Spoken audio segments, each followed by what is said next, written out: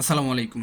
ইনশাআল্লাহ আশা করি সবাই ভালো আছেন। আলহামদুলিল্লাহ আমিও ভালো আছি। যে যেখান থেকে আমার ভিডিওটি দেখছেন সবাইকে অসংখ্য ধন্যবাদ ও সর্বদি ভালোবাসা রইল। আপনাদের জন্য আজকে সুখবর দিয়ে ভরা। তো আমি ভিডিওর শুরুতেই প্রথমে বলি যে সবাই ভিডিওটা আজকে শেয়ার করবেন ইউটিউবে যারা দেখতেছেন বা ফেসবুকে দেখতেছেন। তো যেই সব বিষয়গুলো আজকে আপনাদের সাথে কথা হবে, স্ক্যানিং কপির মেসেজ আসতেছে বা ভিসার কালেক্টের জন্য, ভিসা দেওয়ার জন্য পাসপোর্ট চাওয়া হচ্ছে।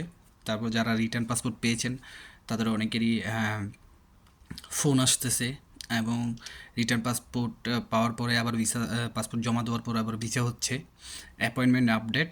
এবং আজকে থেকে কিন্তু ভিএফএস গ্লোবালের যে রিটার্ন পাসপোর্ট দেওয়া হয়েছিল সেগুলির কার্যক্রম শুরু হয়ে গেছে, এরকম একটা নোটিশ আমরা দেখতে পাচ্ছি। সবগুলোই আমি ভিডিওতে শো করব।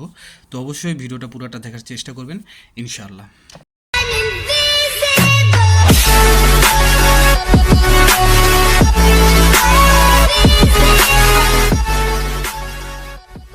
তো সব কিছুর জন্য আলহামদুলিল্লাহ। প্রথমে আপনারা ভিডিওর স্ক্রিনে যে একটা ছবি দেখতে পারতেছেন, হ্যাঁ, মেবি 28শে মে জমা দিছিল, তিনি স্ক্যানিং কপি জমা দিছিল মে মাসের 28শে বা 21শে, এরকম মে মাসে জমা দিছিল। তার আজকে ভিএফএস গ্লোবাল থেকে ফোন আসছে, তাকে পাসপোর্ট জমা দেওয়ার জন্য বলছে।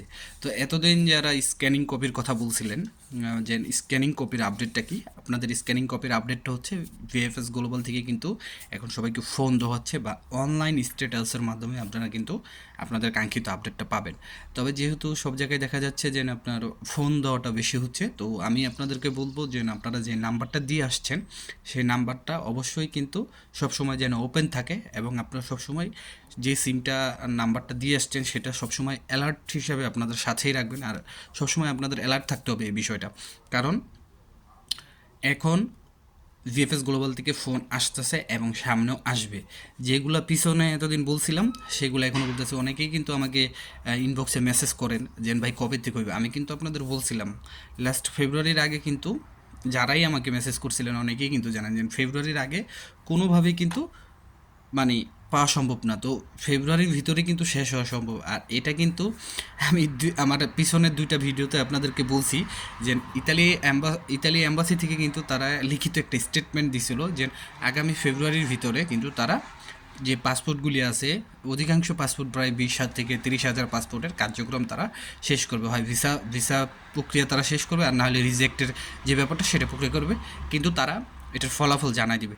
এখন আমি আরেকটা আপনার আরেকটা ছবি দেখেন, এটা হচ্ছে একটা গ্রুপ থেকে নিয়েছি, মানে গ্রুপ থেকে পাঠানো হয়েছে।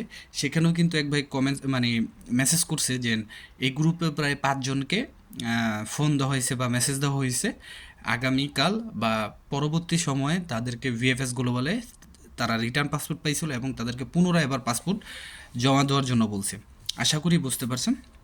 তো এই ছিল হচ্ছে স্ক্যানিং কপি এবং যারা যারা রিটার্ন পাসপোর্ট পাইছেন তাদের কিছু আপডেট। এখন আমি আরেকটা জিনিস আপনাদের বলতে চাই। গতকালকে যে ভাই ভিসার যে ভিডিওটা আমি দিছি বা অনেকেই ইউটিউবে আপনারা দেখছেন, সে কিন্তু এল এন নোলস্তার ভিসা পেয়েছিল। এল এন নোলস্তা ছিল তার, এবং তার রিটার্ন পাসপোর্টও ছিল, এরকমটাই শোনা যাচ্ছে। কিন্তু আমি এটার সঠিক খবরটা জানি না যে তার রিটার্ন পাসপোর্টটা পেয়েছে কিনা, মানে রিটার্ন পাসপোর্ট ছিল কিনা। কিন্তু এটুক 100% শিওর যে তিনি কিন্তু এল এনের নোলস্তা জমা দিছিল। আর আমার যতটুকু মনে হয় যিনি রিটার্ন পাসপোর্ট জমা দেয় নাই, কারণ ওনার দেখলাম ডিসেম্বরের মেবি কয় তারিখ, 12 তারিখ না কত তারিখে জানি উনি জমা দিয়েছিল। তো এই খুব কম সংখ্যক সময়ের ভিতরে রিটার্ন পাসপোর্ট, যাই হোক যেভাবেই হোক তিনি ভিসা পাইছে। বাট এটা কিন্তু এলএন, আপনাদের এল কিউ নোলস্তা না।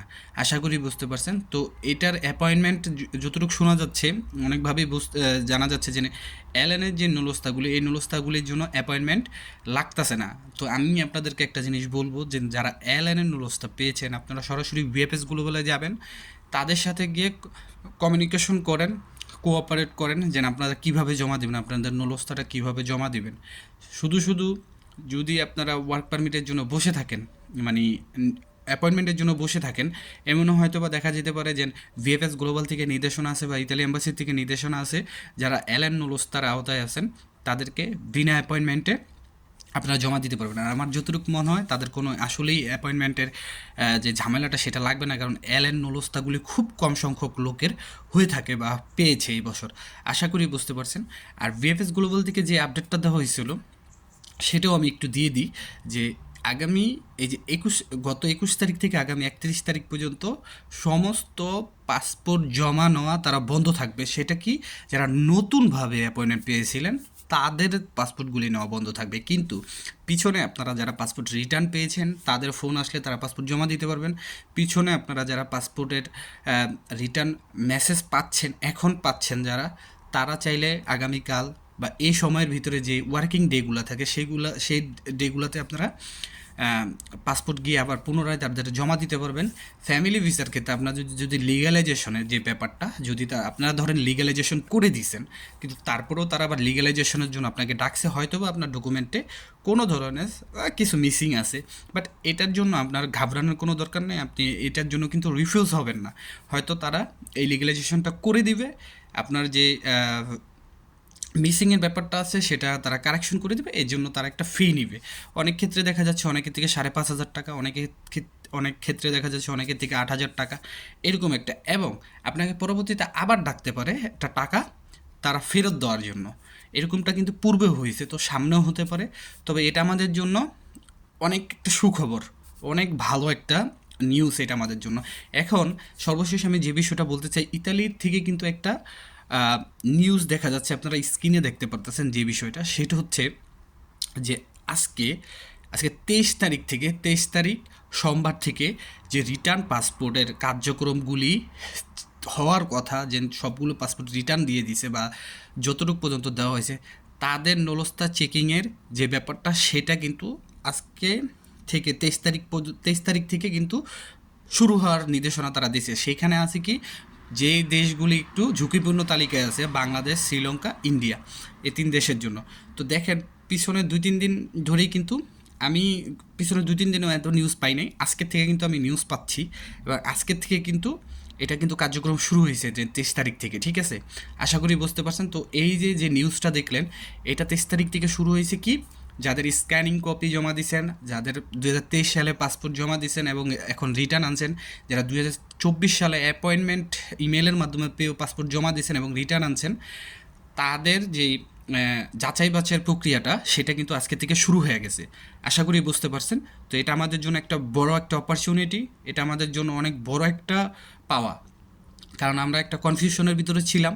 তো আমি এখন এতটুকুই আপনাদের সাজেস্ট করতে চাই যে আল্লাহ বিল্লাহ করেন, নামাজ কালাম পড়েন, আল্লাহর উপরে ভরসা রাখেন।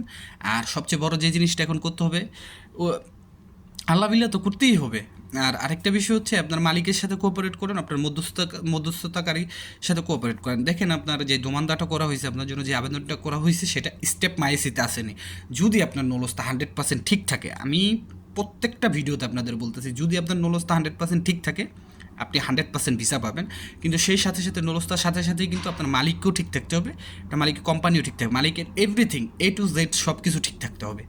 তাহলেই কিন্তু আপনি ভিসা পাওয়ার অ্যাবিলিটি রাখেন বা ক্ষমতা রাখেন। তো আজকের মতো এখানে, সবার জন্য দোয়া রইল, সবার জন্য দোয়া করবেন। আসসালামু আলাইকুম, আল্লাহ হাফেজ।